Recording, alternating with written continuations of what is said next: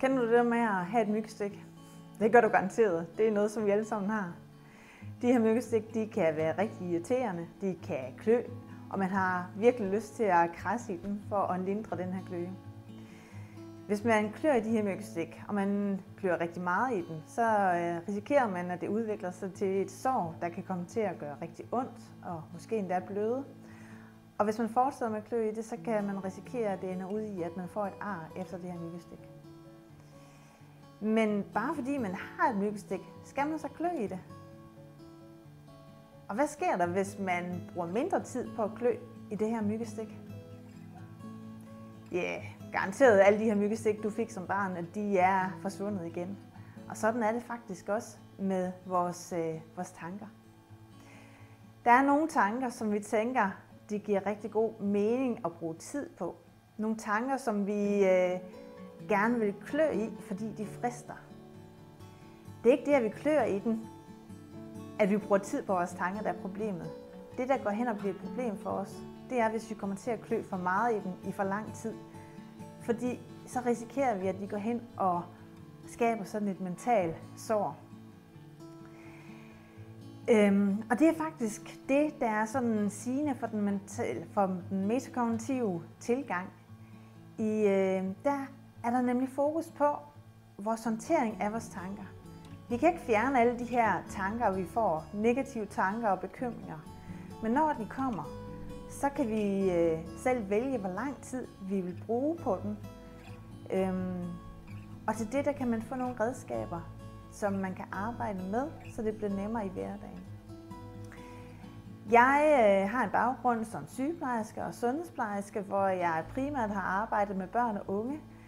Og så har jeg videreuddannet mig inden for den metakognitive verden, og jeg bliver en uddannet metakognitiv terapeut i metakognitiv terapi.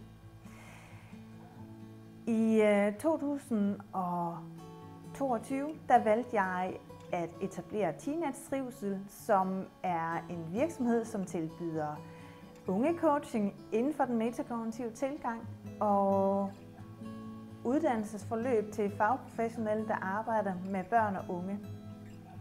Min erfaring er, at det giver rigtig god mening at arbejde med den metakognitive tilgang, fordi den er, for mange så giver det instinktivt mening at forstå mental sundhed på samme måde som fysisk sundhed, som værende selvhelende, hvis man ikke hele tiden går og krasser i de her mentale sår. Jeg har en mission om, at flest mulige unge skal have adgang til den metakognitive tilgang.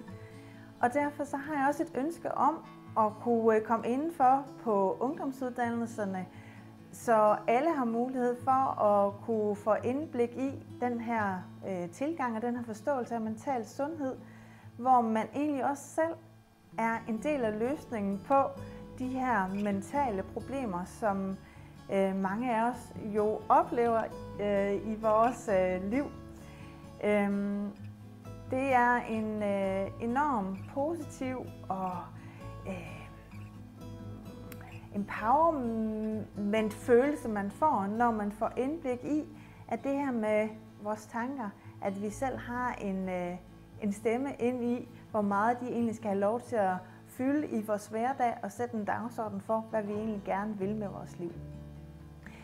Jeg håber, at I tænker, at det lyder spændende, og at I måske har lyst til at tage en snak om, hvordan at jeg måske kan byde ind med nogle ting i forhold til jeres målgruppe og de unge, som I arbejder med i jeres hverdag.